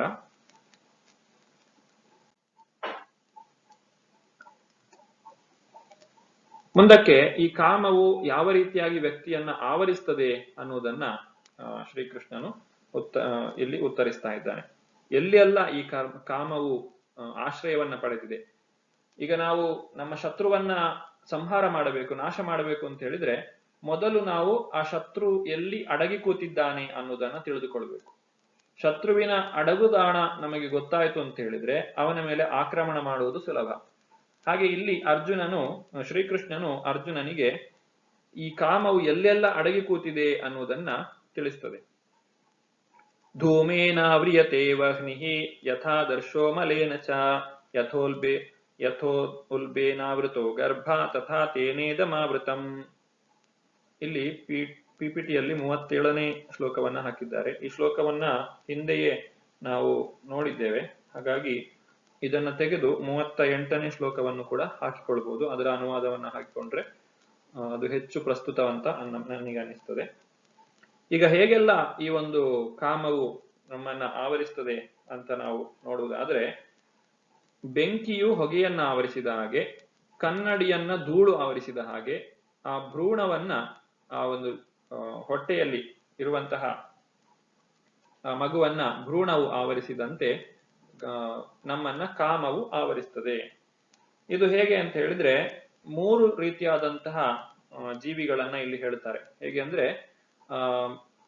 ಈ ಬೆಂಕಿಯನ್ನ ಆವರಿಸಿದಂತಹ ಹೊಗೆ ಅದು ಮನುಷ್ಯ ಜನ್ಮ, ಕನ್ನಡಿಯನ್ನ ಆವರಿಸಿದಂತಹ ಆ ಒಂದು ಧೂಳು ಏನಿದೆ ಅದು ಪ್ರಾಣಿ ಜನ್ಮ, ಮತ್ತು ಈ ಗರ್ಭವನ್ನ ಅಥವಾ ಗರ್ಭದಲ್ಲಿರುವ ಶಿಶುವನ್ನ ಭ್ರೂಣವು ಆವರಿಸುವುದು ಅದು ಪ್ರಾಣಿ, ಈ ಸಸ್ಯವರ್ಗ ಅಂತ ಹೇಳಬಹುದು. ಅಂದ್ರೆ ಅಲ್ಲಿ ಆ ಒಂದು ಆವರಿಸಿರುವಂತಹ ಪ್ರಮಾಣದಲ್ಲಿ ವ್ಯತ್ಯಾಸ ಇದೆ. ಮನುಷ್ಯರಿಗೆ ಪ್ರಜ್ಞೆ ಹೆಚ್ಚು ವಿಕಸಿತವಾಗಿದೆ ಮತ್ತು ಅಲ್ಲಿ ಭಗವಂತನ ತಿಳಿದುಕೊಳ್ಳುವಂತಹ ಅವಕಾಶ ಹೆಚ್ಚಿನ ಪ್ರಮಾಣದಲ್ಲಿದೆ. ಅದೇ ಪ್ರಾಣಿ ಜನ್ಮದಲ್ಲಿ ಅದು ಬಹಳಷ್ಟು ಕಡಿಮೆ ಪ್ರಮಾಣದಲ್ಲಿದೆ, ಮತ್ತು ಸಸ್ಯ ಜನ್ಮದಲ್ಲಿ ಅದು ಇನ್ನಷ್ಟು ಪ್ರಜ್ಞೆ ಇನ್ನಷ್ಟು ಕಡಿಮೆ ಇದೆ. ಇದನ್ನು ನಾವು ಅರ್ಥ ಮಾಡಿಕೊಳ್ಬಹುದು. ಈ 3 ವಿಚಾರಗಳನ್ನ 3 ಹಂತಗಳನ್ನ ಭಗವಂತನು 38ನೇ ಶ್ಲೋಕದಲ್ಲಿ ತಿಳಿಸಿದ್ದಾನೆ. ಬೆಂಕಿಯು ಹೊಗೆಯಿಂದ, ಕನ್ನಡಿಯು ಧೂಳಿನಿಂದ ಅಥವಾ ಭ್ರೂಣವು ಗರ್ಭದಿಂದ ಮುಚ್ಚಲ್ಪಟ್ಟಂತೆ ಜೀವಿಯು ಈ ಕಾಮದ ವಿವಿಧ ಹಂತಗಳಿಂದ ಮುಚ್ಚಲ್ಪಟ್ಟಿದ್ದಾನೆ. ಇಲ್ಲಿ ಕಾಣಬಹುದು ಈ ಹೊಗೆ ಏನಿದೆ ಅದು ಬೆಂಕಿಯನ್ನ ಮುಚ್ಚುವುದು, ಇದು ಮನುಷ್ಯನ ಜನ್ಮಕ್ಕೆ ಹೋಲಿಸಲಾಗಿದೆ. ಕನ್ನಡಿ ಇಲ್ಲಿ ನಾವು ಕಾಣಬಹುದು, ಕನ್ನಡಿಯನ್ನ ಧೂಳು ಮುಚ್ಚಿರುವುದು ಅದು ಪ್ರಾಣಿ ಜನ್ಮಕ್ಕೆ ಹೋಲಿಸಿದ್ದಾರೆ. ಮತ್ತು ಇಲ್ಲಿ ಭ್ರೂಣ ಇದೆ, ಆ ಭ್ರೂಣವು ಗರ್ಭದಿಂದ ಮುಚ್ಚಲ್ಪಡುವುದು ಅದು ಒಂದು ಮರದ ಚಿತ್ರವನ್ನು ಇಲ್ಲಿ ತೋರಿಸಿದ್ದಾರೆ, ಒಂದು ಮರಕ್ಕೆ ಹೋಲಿಸಿದ್ದಾರೆ, ಅಂದ್ರೆ ಮರದ ಜನ್ಮಕ್ಕೆ ಹೋಲಿಸಿದ್ದಾರೆ. ಈ ರೀತಿ ಆವೃತಂ ಜ್ಞಾನಮೇತೇನ ಜ್ಞಾನಿನೋ ನಿತ್ಯವೈರಿಣ ಕಾಮರೂಪೇಣ ಕೌಂತೆಯ ದುಷ್ಪೂರೇಣ ವನಲೇನ ಚ. ಏನ್ ಹೇಳ್ತಾನೆ ಶ್ರೀಕೃಷ್ಣ? ಹೀಗೆ ಪ್ರಾಜ್ಞನಾದ ಜೀವಿಯ ಶುದ್ಧ ಪ್ರಜ್ಞೆಯನ್ನು ಅವನ ನಿತ್ಯವೈರಿಯಾದ ಕಾಮರೂಪದಿಂದ ಆವರಿಸುತ್ತದೆ. ಅದಕ್ಕೆ ತೃಪ್ತಿ ಎನ್ನುವುದೇ ಇಲ್ಲ, ಅದು ಅಗ್ನಿಯಂತೆ ಉರಿಯುತ್ತಿರುತ್ತದೆ. ಹೇಗೆ ಒಂದು ಬೆಂಕಿಗೆ ತುಪ್ಪವನ್ನು ಸುರಿಯುವುದರಿಂದ ಅದನ್ನ ನಂದಿಸ್ಲಿಕ್ಕೆ ಸಾಧ್ಯ ಇಲ್ಲವೋ, ಅದೇ ರೀತಿಯಾಗಿ ಒಬ್ಬ ವ್ಯಕ್ತಿಯ ಎಲ್ಲಾ ಕಾಮನೆಗಳನ್ನ ಅವುಗಳನ್ನು ಪೂರೈಸ್ತಾ ಹೋದ್ರೆ ಅದನ್ನು ನಂದಿಸ್ಲಿಕ್ಕೆ ಸಾಧ್ಯ ಇಲ್ಲ. ಯಾಕಂದ್ರೆ ಅದು ನೀವು ಎಷ್ಟು ಕಾಮನೆಗಳನ್ನು ಪೂರೈಸ್ತಾ ಹೋಗ್ತಿರೋ ಅದು ಇನ್ನಷ್ಟು ಬೆಳೆಯುತ್ತಾ ಹೋಗುತ್ತದೆ. ಹಾಗಾದ್ರೆ ಇದಕ್ಕೆ ಪರಿಹಾರ ಏನು? ತಸ್ಮಾತ್ವಂ ಇಂದ್ರಿಯಾಣ್ಯಾದೌ ನಿಯಮ್ಯ ಭರತರ್ಷಭ ಪಾಪ್ಮಾನಂ ಪ್ರಜಹಿಹೇನಂ ಜ್ಞಾನ ವಿಜ್ಞಾನ ನಾಶನಂ. ಆದ್ದರಿಂದ ಭರತ ವಂಶಜರಲ್ಲಿ ಶ್ರೇಷ್ಠನಾದ ಅರ್ಜುನನೇ, ಪ್ರಾರಂಭದಲ್ಲಿಯೇ ಇಂದ್ರಿಯಗಳನ್ನು ನಿಯಂತ್ರಿಸಿ ಪಾಪದ ಮಹಾಸಂಕೇತವಾದ ಕಾಮಕ್ಕೆ ಕಡಿವಾಣ ಹಾಕು. ಜ್ಞಾನ ಮತ್ತು ಆತ್ಮ ಸಾಕ್ಷಾತ್ಕಾರಗಳನ್ನು ನಾಶ ಮಾಡುವ ಈ ಕಾಮವನ್ನು ಧ್ವಂಸ ಮಾಡು ಅಂತ ಹೇಳಿ ಅರ್ಜುನನಿಗೆ ಶ್ರೀಕೃಷ್ಣ ಹೇಳ್ತಾನೆ.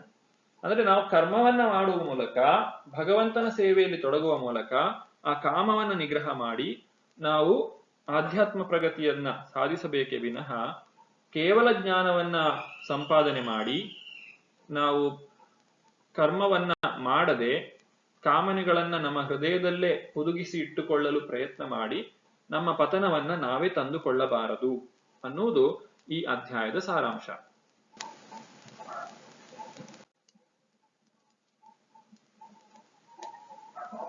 ಯಾವ ವ್ಯಕ್ತಿಯನ್ನ ಈ ಶರೀರದ ಆಸೆಗಳು, ಕಾಮವು ಅಥವಾ ಕಾಮನೆಗಳು ನಿಯಂತ್ರಿಸ್ತವೋ ಅಂತಹ ವ್ಯಕ್ತಿ ದೈಹಿಕ ವೇದಿಕೆಯಲ್ಲಿದ್ದಾನೆ ಅಂತ ಹೇಳಿ ನಾವು ಹೇಳಬಹುದು.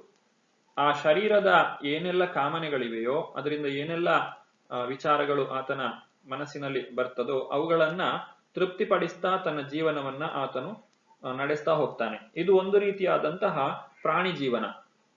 ಈ ಆಹಾರ ನಿದ್ರಾ ಭಯಮೈಥುನಂಚ ಸಾಮಾನ್ಯಮೇತದ್ ಪಶುಭಿರ್ ನರಾಣ. ತನಗೆ ಬೇಕಾದ ಆಹಾರವನ್ನ ಸ್ವೀಕರಿಸ್ತಾನೆ, ನಿದ್ರೆ ಮಾಡ್ತಾನೆ, ಅಥವಾ ಮೈಥುನದಲ್ಲಿ ತೊಡಗ್ತಾನೆ, ಅಥವಾ ತನ್ನನ್ನ ರಕ್ಷಣೆ ಮಾಡಿಕೊಳ್ಳುವಂತಹ ಒಂದು ಏನೆಲ್ಲ ವ್ಯವಸ್ಥೆ ಬೇಕೋ ಅದನ್ನಷ್ಟನ್ನೇ ಆತನು ಮಾಡಿಕೊಳ್ಳುತ್ತಾನೆ. ಇದು ಕೇವಲ ಶರೀರದ ಒಂದು ವೇದಿಕೆ ಅಥವಾ ದೈಹಿಕವಾದಂತಹ ವೇದಿಕೆ.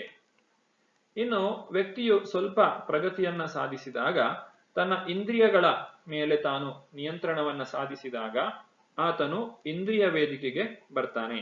ಅಂದ್ರೆ ತನ್ನ ಇಂದ್ರಿಯಗಳನ್ನ ಉತ್ತಮವಾದಂತಹ ವಿಚಾರಗಳಲ್ಲಿ ತೊಡಗಿಸಿಕೊಂಡಾಗ ಹೆಚ್ಚಿನ ಆನಂದವನ್ನ ಆತನು ಪಡೆಯಲು ಸಾಧ್ಯ. ಕೇವಲ ಶರೀರವನ್ನ ಅಷ್ಟೇ ಸುದೃಢವಾಗಿಟ್ಟುಕೊಂಡ್ರೆ ವ್ಯಕ್ತಿಯು ಸಂತೋಷವಾಗಿರ್ಲಿಕ್ಕೆ ಸಾಧ್ಯ ಇಲ್ಲ. ಇನ್ನು ಉತ್ತಮವಾದಂತಹ ಒಂದು ವೇದಿಕೆ ಅಂತ ಹೇಳಿದ್ರೆ ಮನೋವೇದಿಕೆ ಅಥವಾ ಮಾನಸಿಕ ವೇದಿಕೆ. ಇಲ್ಲಿ ಮನಸ್ಸಿನ ಮುಖಾಂತರ ಇಂದ್ರಿಯಗಳನ್ನ ವ್ಯಕ್ತಿಯು ತನ್ನ ಹತೋಟಿಯಲ್ಲಿ ಇಟ್ಟುಕೊಳ್ಳಲು ಸಾಧ್ಯವಾಗುತ್ತದೆ. ಮತ್ತು ಮನಸ್ಸನ್ನ ನಿಯಂತ್ರಣ ಮಾಡುವಂತಹದ್ದು ಬುದ್ಧಿ ಅಥವಾ ಬೌದ್ಧಿಕ ವೇದಿಕೆ. ಆ ಬುದ್ಧಿಗಿಂತಲೂ ಮೇಲಿನ ಸ್ತರದಲ್ಲಿ ಇರುವಂತಹದ್ದು ಆಧ್ಯಾತ್ಮ ಅಥವಾ ಆಧ್ಯಾತ್ಮಿಕ ವೇದಿಕೆ. ವ್ಯಕ್ತಿಯು ತಾನು ಯಾರು ಅನ್ನುವುದನ್ನು ತಿಳಿದುಕೊಂಡು ತನ್ನ ಕರ್ತವ್ಯ ಎನ್ನುವುದು ಏನು ಅನ್ನುವುದನ್ನು ತಿಳಿದುಕೊಳ್ಳುವುದನ್ನ ನಾವು ಜ್ಞಾನ ಅಂತ ಹೇಳಿ ಕರೀಬಹುದು. ಈ ಜ್ಞಾನದ ಮೂಲಕ ವ್ಯಕ್ತಿಯು ತನ್ನ ಬುದ್ಧಿಯನ್ನ ಬಲಪಡಿಸಿಕೊಂಡಾಗ, ಅಂದ್ರೆ ನಾವು ಯಾವಾಗ ಭಗವಂತನ ಸೇವೆಯಲ್ಲಿ ತೊಡಗುತ್ತೇವೋ ಆಗ ಆ ಭಗವಂತನ ಅನುಗ್ರಹದಿಂದ ನಮಗೆ ಉತ್ತಮವಾದಂತಹ ಬುದ್ಧಿಯು ಲಭ್ಯವಾಗುತ್ತದೆ. ಇದನ್ನ ಬೌದ್ಧಿಕ ವೇದಿಕೆ ಅಂತ ಹೇಳ್ತೇವೆ. ಆ ಬುದ್ಧಿಯ ಮೂಲಕ ನಾವು ಮನಸ್ಸನ್ನ ನಿಯಂತ್ರಣ ಮಾಡಬೇಕು. ಬುದ್ಧಿಯ ಕೆಲಸ ಏನು? ಸರಿ ಯಾವುದು, ತಪ್ಪು ಯಾವುದು ಅನ್ನೋದನ್ನ ತಿಳಿಸುವಂತಹದ್ದು. ಆ ಸರಿ ತಪ್ಪುಗಳನ್ನ ತಿಳಿಸುವಂತಹ ವಿವೇಚನೆಯನ್ನ ಯಾವ ವ್ಯಕ್ತಿ ಬೆಳೆಸಿಕೊಳ್ತಾನೋ ಆತನು ಸರಿಯಾದಂತಹ ಬೌದ್ಧಿಕ ವೇದಿಕೆಯಲ್ಲಿ ಇದ್ದಾನೆ ಅಂತ ಹೇಳಿ ನಾವು ತಿಳ್ಕೊಳ್ಬೇಕು. ಆ ಬುದ್ಧಿಯು ಬಲವಾಗಿದ್ದಾಗ ಮನಸ್ಸಿಗೆ ಸರಿಯ ಮತ್ತು ತಪ್ಪುಗಳ ಒಂದು ವ್ಯತ್ಯಾಸ ತಿಳಿಯುತ್ತದೆ. ಹೀಗೆ ಸರಿ ತಪ್ಪುಗಳ ವ್ಯತ್ಯಾಸವು ತಿಳಿದಂತಹ ಮನಸ್ಸು ಇಂದ್ರಿಯಗಳನ್ನ ಒಳ್ಳೆಯ ವಿಚಾರಗಳಲ್ಲಿ ಮಾತ್ರ ತೊಡಗಿಸುತ್ತದೆ, ಕೆಟ್ಟ ವಿಚಾರಗಳಲ್ಲಿ ತೊಡಗುವುದಕ್ಕೆ ಬಿಡುವುದಿಲ್ಲ. ಈ ರೀತಿ ಇಂದ್ರಿಯಗಳು ಕೇವಲ ಒಳ್ಳೆಯ ವಿಚಾರಗಳಲ್ಲಿ ಮಾತ್ರ ತೊಡಗಿದಾಗ ವ್ಯಕ್ತಿಯು ತನ್ನ ಶರೀರದ ಮೂಲಕ ಯಾವೆಲ್ಲ ಕೆಲಸಗಳನ್ನ ಮಾಡ್ತಾನೋ ಅದೆಲ್ಲವೂ ಕೂಡ ಆತನ ಅಭಿವೃದ್ಧಿಗೆ ಅಥವಾ ಬಿಡುಗಡೆಗೆ ಕಾರಣವಾಗ್ತದೆ. ಅದು ಬಂಧನಕ್ಕೆ ಕಾರಣವಾಗುವುದಿಲ್ಲ. ಹಾಗಾಗಿ ನಾವು ಇಲ್ಲಿ ಕೆಲಸ ಮಾಡಬೇಕಾಗಿರುವುದು ಎಲ್ಲಿ? ಆಧ್ಯಾತ್ಮಿಕ ವೇದಿಕೆಯಲ್ಲಿ. ಯಾವ ವ್ಯಕ್ತಿ ಆಧ್ಯಾತ್ಮಿಕ ಜ್ಞಾನವನ್ನು ಬೆಳೆಸಿಕೊಂಡು ಮಾನವ ಜನ್ಮ ಯಾತಕ್ಕೋಸ್ಕರ ಬಂದಿದೆ, ಮಾನವ ಜನ್ಮವನ್ನು ಸಾರ್ಥಕಗೊಳಿಸಿಕೊಳ್ಳುವುದು ಹೇಗೆ, ಇವುಗಳ ವಿಚಾರವಾಗಿ ಸರಿಯಾಗಿ ತಿಳಿದುಕೊಂಡಾಗ ಇತರ ವೇದಿಕೆಗಳು ಅಂದ್ರೆ ಬೌದ್ಧಿಕ, ಮಾನಸಿಕ, ಇಂದ್ರಿಯ ಮತ್ತು ದೈಹಿಕ ವೇದಿಕೆ ಏನಿದೆ ಅವುಗಳ ಸರಿಯಾದಂತಹ ನಿರ್ವಹಣೆ ನಡೆಯುತ್ತದೆ. ಆದ್ರೆ ಯಾವ ವ್ಯಕ್ತಿ ಆಧ್ಯಾತ್ಮಿಕವಾಗಿ ಜ್ಞಾನವನ್ನ ಬೆಳೆಸಿಕೊಂಡಿಲ್ಲವೋ ಆತನು ತನ್ನ ಬುದ್ಧಿಯನ್ನ ಯಾವುದಕ್ಕೋಸ್ಕರ ಬಳಸ್ತಾನೆ? ಇಂದ್ರಿಯ ತುಷ್ಟಿಗೋಸ್ಕರ ಬಳಸ್ತಾನೆ. ಈಗ ಉದಾಹರಣೆ ಹೇಳಬೇಕು ಅಂತ ಹೇಳಿದ್ರೆ, ಆಧ್ಯಾತ್ಮಿಕ ಜ್ಞಾನವನ್ನ ಬೆಳೆಸಿಕೊಳ್ಳದೆ ಒಬ್ಬ ವ್ಯಕ್ತಿ ಕುಡಿತ ಅನ್ನುವುದು ತಪ್ಪು, ಕುಡಿಯುವುದು ತಪ್ಪು, ಅಥವಾ ಮದ್ಯಪಾನ, ಧೂಮಪಾನ ಇವುಗಳು ತಪ್ಪು ಅಂತ ಹೇಳಿ ಅವನಿಗೆ ತಿಳಿಯದೇ ಇದ್ದಾಗ ಆತನು ತನ್ನ ಬುದ್ಧಿಯನ್ನ ಉಪಯೋಗಿಸಿ ಯಾರಿಗೂ ತಿಳಿಯದ ಹಾಗೆ ತಾನು ಹೇಗೆ ಮದ್ಯಪಾನವನ್ನ ಮಾಡಬಹುದು ಅಥವಾ ಧೂಮಪಾನವನ್ನ ಮಾಡಬಹುದು ಅನ್ನುವ ವಿಚಾರದಲ್ಲಿ ತನ್ನ ಬುದ್ಧಿಯನ್ನ ಉಪಯೋಗಿಸ್ತಾನೆ. ಮತ್ತು ಆತನ ಮನಸ್ಸು ಕೂಡ ಅದೇ ವಿಚಾರದಲ್ಲಿ ಹೋಗುವ ಕಾರಣದಿಂದಾಗಿ ಅವನು ಸದಾಕಾಲ ಈ ದುಶ್ಚಟಗಳ ಕುರಿತಾಗಿಯೇ ಯೋಚನೆ ಮಾಡ್ತಾ ಇರ್ತಾನೆ. ಇಂತಹ ಮನಸ್ಸು ಆತನ ಇಂದ್ರಿಯಗಳನ್ನ ಬೇಡದ ವಿಚಾರಗಳ ಕಡೆಗೆ ಎಳೆದುಕೊಂಡು ಹೋಗುತ್ತದೆ. ತನ್ನ ಇಂದ್ರಿಯಗಳನ್ನ ಕಣ್ಣು, ಕಿವಿ, ಮೂಗು, ನಾಲಿಗೆ, ಚರ್ಮಗಳನ್ನ ಶಬ್ದ, ಸ್ಪರ್ಶ, ರೂಪ, ರಸ, ಗಂಧಗಳಲ್ಲಿ ಅವುಗಳು ತೊಡಗುವಂತೆ ಮಾಡಿ ತಾನು ಇನ್ನಷ್ಟು ಬಂಧನಕ್ಕೆ ಈಡಾಗುತ್ತಾನೆ. ಹೀಗೆ ಬಂಧನಕ್ಕೆ ಈಡಾದಂತಹ ವ್ಯಕ್ತಿಯ ಶರೀರ ಏನಿದೆ ಅದು ರೋಗಮಯವಾಗ್ತದೆ. ಅದು ಅನೇಕ ರೋಗಗಳನ್ನ ಆತನಿಗೆ ತಂದುಕೊಡ್ತದೆ. ಹೀಗೆ ವ್ಯಕ್ತಿಯು ತನ್ನನ್ನು ತಾನು ಪತನಕ್ಕೆ ಈಡು ಮಾಡ್ತಾನೆ. ಅದೇ ವ್ಯಕ್ತಿ ಯಾವಾಗ ಸರಿಯಾದಂತಹ ಆಧ್ಯಾತ್ಮಿಕ ಜ್ಞಾನವನ್ನ ಬೆಳೆಸಿಕೊಳ್ತಾನೋ ಆಗ ಅವನ ಬುದ್ಧಿಯು ಸ್ಥಿರವಾಗಿರ್ತದೆ. ಅವನು ಯಾವುದೇ ಕೆಟ್ಟ ವಿಚಾರಗಳ ಬಗ್ಗೆ ಯೋಚನೆ ಮಾಡುವುದಿಲ್ಲ. ಕೆಟ್ಟ ವಿಚಾರಗಳು ಮುಂದೆ ಬಂದಾಗ ಆತನು ಅದನ್ನು ತ್ಯಾಗ ಮಾಡ್ತಾನೆ. ಬುದ್ಧಿಯು ಸರಿಯಾಗಿ ಮನಸ್ಸನ್ನ ನಿಯಂತ್ರಣ ಮಾಡುವುದರಿಂದ ಆ ಮನಸ್ಸು ಕೆಟ್ಟ ವಿಚಾರಗಳ ಕಡೆಗೆ ಹೋಗುವುದಿಲ್ಲ. ಮನಸ್ಸಿನ ನಿಯಂತ್ರಣದಲ್ಲಿರುವಂತಹ ಇಂದ್ರಿಯಗಳು ಯಾವಾಗಲೂ ಒಳ್ಳೆಯ ಕೆಲಸಗಳ ಬಗ್ಗೆ, ಒಳ್ಳೆಯ ವಿಚಾರಗಳ ಬಗ್ಗೆ ಮಾತ್ರ ಅವುಗಳು ಪ್ರವೃತ್ತವಾಗ್ತವೆ. ಅಂದ್ರೆ ಒಳ್ಳೆಯ ಶಬ್ದ, ಸ್ಪರ್ಶ, ರೂಪ, ರಸ, ಗಂಧಗಳನ್ನ ಮಾತ್ರ ಇಂದ್ರಿಯಗಳು ಸ್ವೀಕಾರ ಮಾಡ್ತವೆ. ಕೆಟ್ಟ ವಿಚಾರಗಳು ಬಂದಾಗ ಹೇಗೆ ಹಿಂದಿನ 2ನೇ ಅಧ್ಯಾಯದಲ್ಲಿ ತಿಳಿಸಿದಂತೆ ಆಮೆಯು ತನ್ನ ಇಂದ್ರಿಯಗಳನ್ನ ಹಿಂದಕ್ಕೆ ಸೆಳೆದುಕೊಳ್ಳುವಂತೆ ಯಾವ ವ್ಯಕ್ತಿ ಆಧ್ಯಾತ್ಮಿಕ ನೆಲೆಯಲ್ಲಿ ಸ್ಥಿರವಾಗಿದ್ದಾನೆ ಅವನು ತನ್ನ ಇಂದ್ರಿಯಗಳನ್ನ ಕೆಟ್ಟ ವಿಚಾರಗಳಿಂದ ಹಿಂದಕ್ಕೆ ತೆಗೆದುಕೊಳ್ತಾನೆ. ಮತ್ತು ಆತನ ದೈಹಿಕ ವೇದಿಕೆಯಲ್ಲಿಯೂ ಅವನು ಮಾಡುವಂತಹ ಎಲ್ಲಾ ಕರ್ಮಗಳು ಸರಿಯಾಗಿರ್ತದೆ. ಮತ್ತು ಆತನನ್ನ ಅನುಸರಿಸುವಂತಹ ಅನುಚರರು ಕೂಡ ಸರಿಯಾದಂತಹ ದಾರಿಯಲ್ಲಿ ಹೋಗಲು ಸಾಧ್ಯವಾಗುತ್ತದೆ.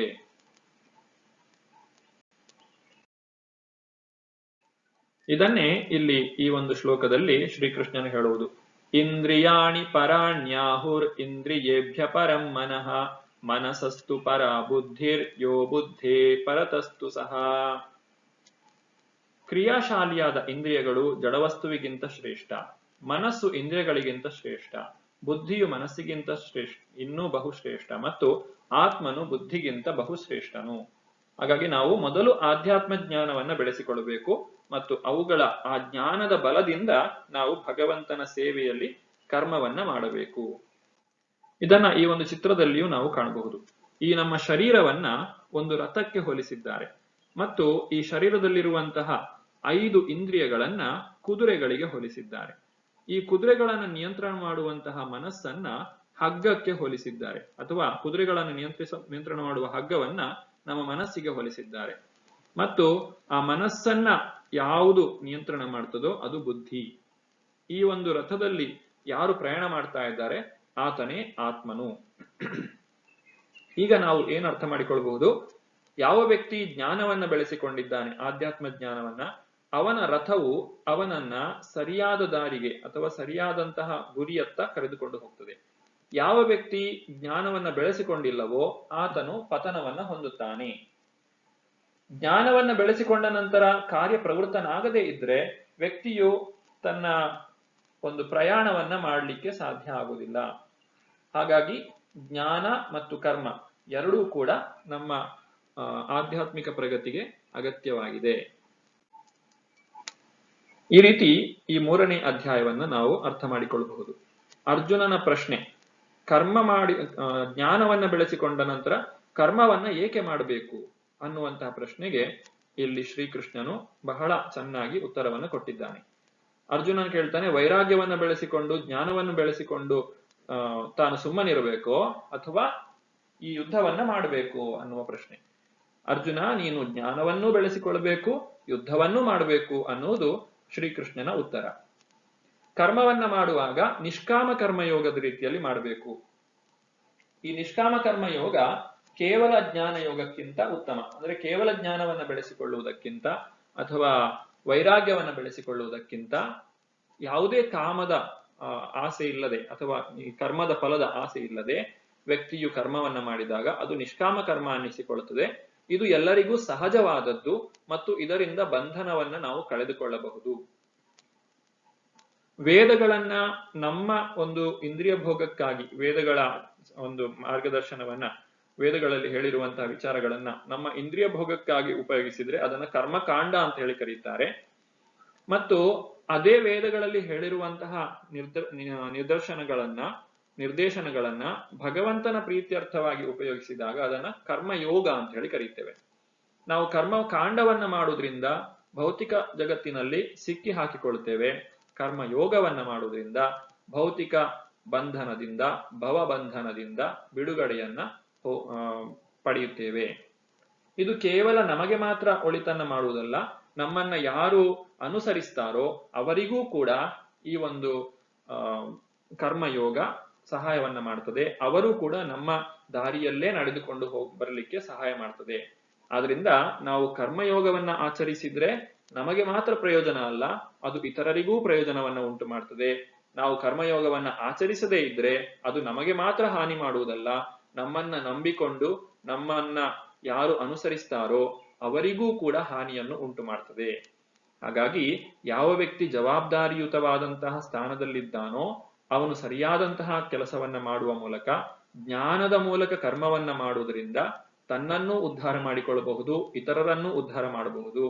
ಯಾವ ವ್ಯಕ್ತಿ ಜ್ಞಾನವನ್ನ ಬೆಳೆಸಿಕೊಂಡು ಕರ್ಮ ಮಾಡುವುದಿಲ್ಲವೋ ಅಥವಾ ಜ್ಞಾನವನ್ನು ಬೆಳೆಸಿಕೊಳ್ಳದೆ ಕರ್ಮವನ್ನ ಮಾಡುತ್ತಾನೋ, ಈ ಎರಡೂ ಹಂತಗಳಲ್ಲಿ, ಈ ಎರಡೂ ಸಂದರ್ಭಗಳಲ್ಲಿ ತನ್ನನ್ನೂ ನಾಶ ಮಾಡಿಕೊಳ್ತಾನೆ ಮತ್ತು ಇತರರನ್ನೂ ನಾಶ ಮಾಡ್ತಾನೆ. ಹಾಗಾಗಿ ನಾವು ಜ್ಞಾನವನ್ನ ಬೆಳೆಸಿಕೊಂಡು ಕರ್ಮವನ್ನ ಮಾಡಬೇಕು. ಕರ್ಮವನ್ನ ಮಾಡುವುದರಲ್ಲಿ ಮುಖ್ಯವಾದಂತಹ ಶತ್ರು ಯಾರು ಇದ್ದಾನೆ, ಆ ಕಾಮದ ಒಂದು ಶತ್ರು, ಇದನ್ನು ಕೂಡ ನಾವು ನಾಶ ಮಾಡಲಿಕ್ಕೆ ಭಗವಂತನ ಭಕ್ತಿ ಯೋಗದಿಂದ ಸಾಧ್ಯ.